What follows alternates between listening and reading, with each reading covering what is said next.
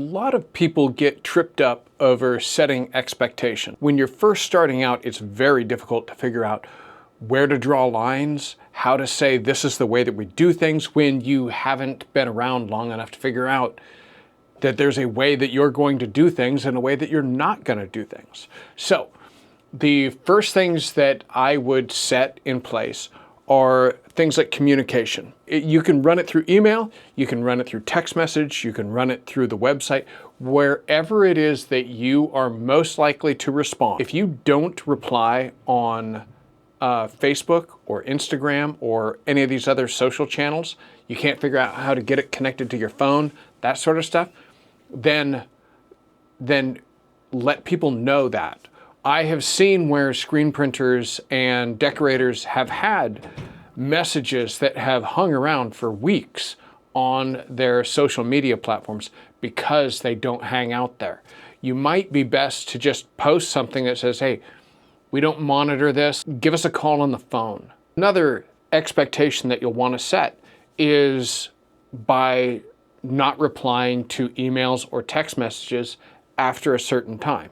Because there are those people that they will hit you up with emails and text messages and that sort of thing at 8, 9, 10 o'clock at night, and they won't think anything of it. And if you're in the habit of replying, they will assume that you're going to, that's okay.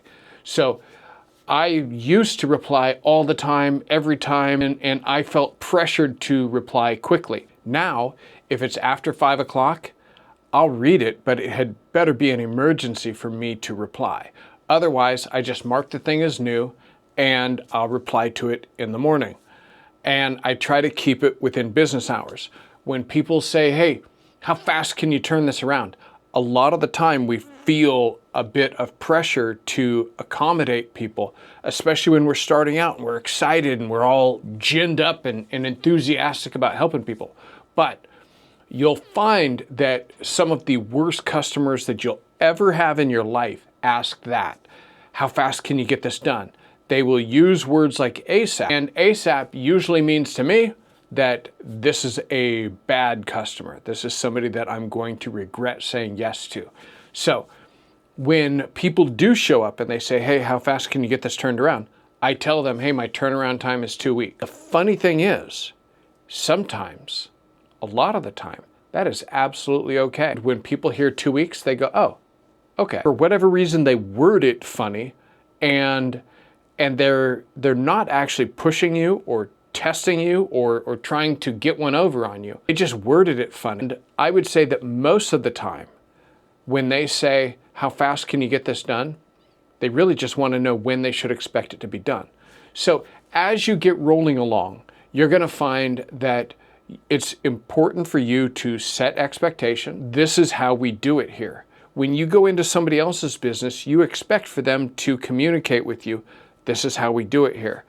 As you get going along, you're going to develop more and more procedures, more and more methods of how we do things, what we charge for, if there's something that you throw in for free, that sort of thing. With that, just keep reading the blog, keep paying attention to the videos and that sort of thing. My whole thing is all about getting the new screen printer dialed in so that they can grow their business.